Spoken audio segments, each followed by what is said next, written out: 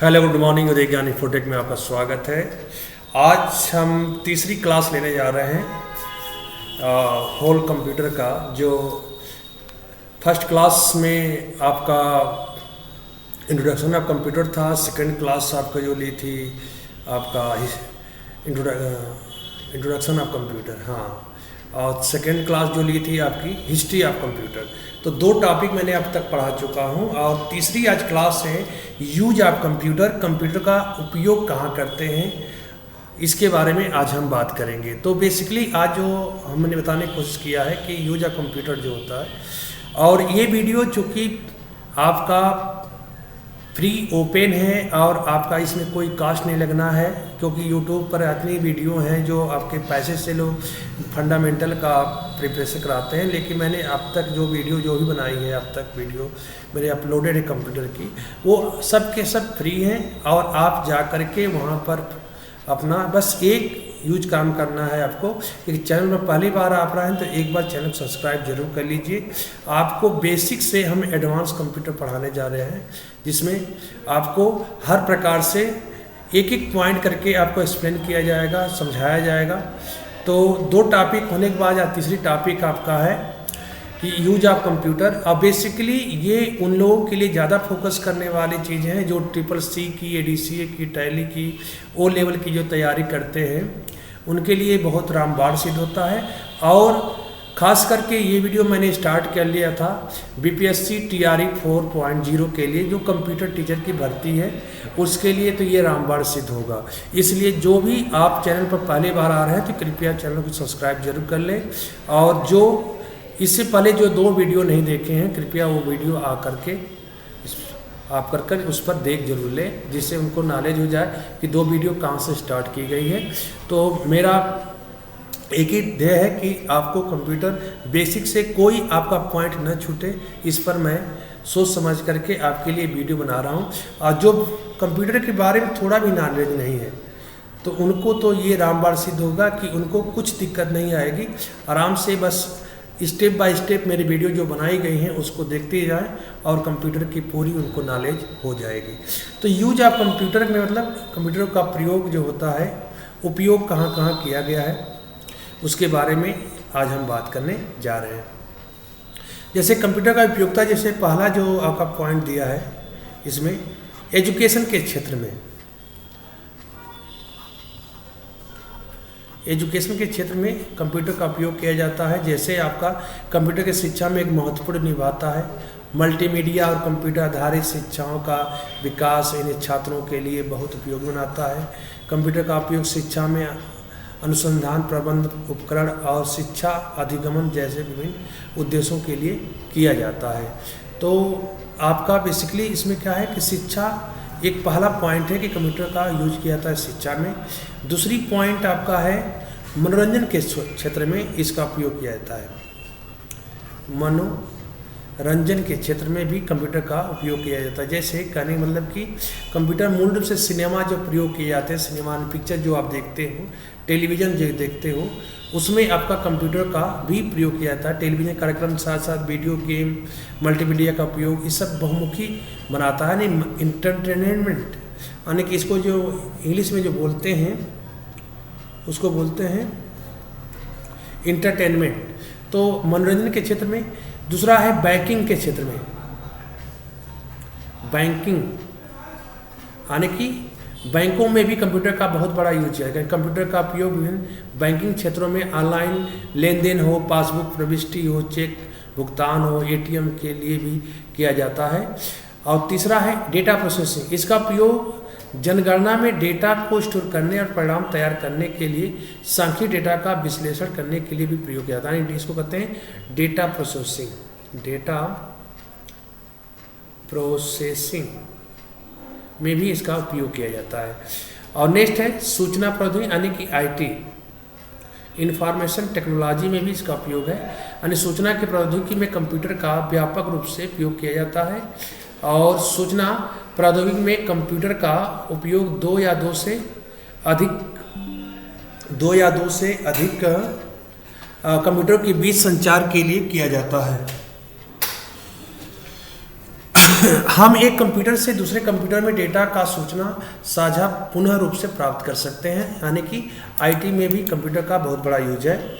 Next, चिकित्सा यानी कि मेडिकल साइंस में भी कंप्यूटर का बहुत बड़ा यूज होता है, क्योंकि अस्पताल में कंप्यूटर का उपयोग किया जाता है रोगी की जानकारी संग्रहित करने के लिए, और आजकल बीमारी से संबंधित सभी जांच कंप्यूटर द्वारा आधारित मशीन से की जाती है, इसलिए मेडिकल लाइन में भी कंप्यूटर का प्रयोग किया जाता है। और दैनिक जीवन में कंप्यूटर में, अगर मनुष्य के जीवन में कंप्यूटर एक महत्वपूर्ण भूमिका निभा रहा है, इसलिए कंप्यूटर का उपयोग कई क्षेत्रों में भी किया जाता है। और भविष्य में कंप्यूटर मतलब जैसे कि ऑनलाइन शॉपिंग है, फाइनेंस है, डिजिटल मीडिया आदि है, भविष्य में कंप्यूटर का उपयोग हमारी कल्पनाओं से कहीं अधिक और अधिक संभावना रखती है, तो फ्यूचर में भी कंप्यूटर का बहुत बड़ा उपयोग है। ये तो थी आपकी उपयोगिता। फर्स्ट केस में था एजुकेशन, सेकेंड इंटरटेनमेंट यानी मनोरंजन, तीसरा बैंकिंग, चौथा डेटा प्रोसेसिंग, पाँचवां आईटी में इंफॉर्मेशन टेक्नोलॉजी सूचना प्रौद्योगिकी, और छठवां चिकित्सा विभाग में, और नेक्स्ट है दैनिक जीवन में कंप्यूटर, और भविष्य में भी कंप्यूटर का उपयोग बहुत इम्पोर्टेंट है। तो ये हमारे अब तक थे कि यूज ऑफ कंप्यूटर के बारे में थे। अब कंप्यूटर के लक्षण क्या होते हैं उसके बारे में हम बात करने जा रहे हैं। तो जो कंप्यूटर में लक्षण होते हैं आपके, यानी कि आप कह सकते हो प्रॉपर्टीज ऑफ कंप्यूटर, कंप्यूटर की जो प्रॉपर्टीज होती हैं या कैरेक्टरिस्टिक्स होती हैं उनके क्या लक्षण होते हैं। पहला अगर देखा जाए, कंप्यूटर जो होता है बहुत तेज होता है और बड़ी मात्रा में डेटा को स्टोर करता है। तो जो फर्स्ट आपका कंप्यूटर का जो प्रॉपर्टी है उसमें पहला होता है स्पीड। स्पीड जो होता है कंप्यूटर की बहुत अधिक होती है और ये भारी मात्रा में डेटा को स्टोर करता है, भारी मात्रा डेटा को स्टोर करता है। सटीकता का मतलब क्या होता है, ध्यान दीजिएगा। सटीकता का मतलब एक्यूरेसी, यानी कि कंप्यूटर में गार्बेज इन गार्बेज आउट होता है, यानी कि शॉर्ट फॉर्म में GIGO बोलते हैं, गार्बेज इन गार्बेज आउट, यानी सिद्धांत पर काम करता अर्थात इनपुट के अनुसार परिणाम को प्राप्त कराता है, यानी कि जो इनपुट करेंगे वही उसका आउटपुट होता है, इसलिए इसकी एक्यूरेसी हमेशा 100% होती है, सटीक परिणाम देता है, इसलिए कोई गलती नहीं होती। अगर गलती आपके द्वारा की गई तभी ये गलतियाँ होगी, नहीं तो ये गलती नहीं देता है, यानी कि एक्यूरेसी इसकी कंप्यूटर की 100% सही होती है। और तीसरा है स्वचालित, ये ऑटोमेटिक होता है। पहली बात ये ऑटोमेटिक होता है, स्वचालित यानी कि ऑटोमेटिक होता है। तीसरी प्रॉपर्टी है कि ये ऑटोमेटिक होता है और ये डेटा को प्रदान करते हैं और फिर कंप्यूटर के इंसान को कोई आवश्यकता नहीं होती है, स्वचालित होती है। यानी एक बार इंस्ट्रक्शन आप उस कंप्यूटर को दे दीजिए, जैसे प्रिंट का एक बार ऑप्शन आप दे दिए तो 100 पेज वो ऑटोमेटिक करता रहता है, आपको उगाने की जरूरत नहीं रहती है। कोई भावना नहीं होती है, यानी कि नो फीलिंग, इसमें कोई नो फीलिंग, यानी कि इसमें कोई आपका, जैसे ह्यूमन में क्या होता है कि फीलिंग होती है, तो इसमें कोई फीलिंग नहीं होती है, तो नो फीलिंग, यानी कंप्यूटर एक मशीन होती है, इसमें कोई भावना नहीं होती है, कंप्यूटर उपयोगकर्ता के अनुसार निर्णय लेता है। तो फोर्थ पॉइंट है कोई फीलिंग नहीं होती है। याद रखने की शक्ति होती है, इनकी जो IQ लेवल होता है बहुत स्ट्रांग होता है। कंप्यूटर में मानव के रूप में स्मृति की भी होती है और ये डेटा और सूचना को सेव करता है, यानी कोई भी चीज़ सेव है बस उसका नाम बताइए, ये आपको डेटा उठा करके देता है। व्यापक उपयोगिता, बहुमुखी प्रतिभा, मतलब ये इसका क्या मल्टीपर्पज वर्क किया जाता है। जैसे कहने मतलब कि कंप्यूटर की एक विशेषता है जो उसके लचीले व्यवहार को दर्शाता है, जिसमें समस्याओं को हल करने का लचीलापन कंप्यूटर के बहुमुखी प्रतिभा को विशेषता दर्शाता है। बहुमुखी प्रतिभा एक विशेषता है जो एक ही समय में सटीकता और दक्षता के साथ अलग अलग काम करने के सक्षम रहता है, अर्थात कि एक ही समय में आप इससे कई काम करा सकते हैं। ये नहीं कि आप टाइप कर रहे हैं तो गाना नहीं सुन सकते, टाइप भी करिए और आप लिसन भी करिए, यानी गाना भी सुन सकते हैं। तो इसका मतलब क्या है कि ये बहुमुखी है। आप उसमें प्रिंट का कमांड भी दे सकते हैं, तो इसका मतलब एक टाइम में मल्टीपल वर्क कर सकते हैं, जो आपके दिमाग में आएगा वो काम। तो इसीलिए कहता है कंप्यूटर पे मल्टीटास्किंग होते हैं, यानी एक से अधिक काम कर सकते हैं इसमें। कर्मष्ठता बिना किसी थकान का, मतलब इसमें क्या होता है कि ये अपने काम के प्रति बहुत सुदृढ़ होता है। जो इनको काम दिया जाए वो सटीकता के साथ कंप्यूटर लाखों गणनाएं किया जा सकता है। मतलब इनका एक बार इंस्ट्रक्शन देने के बाद ये खुद काम को करता रहता है।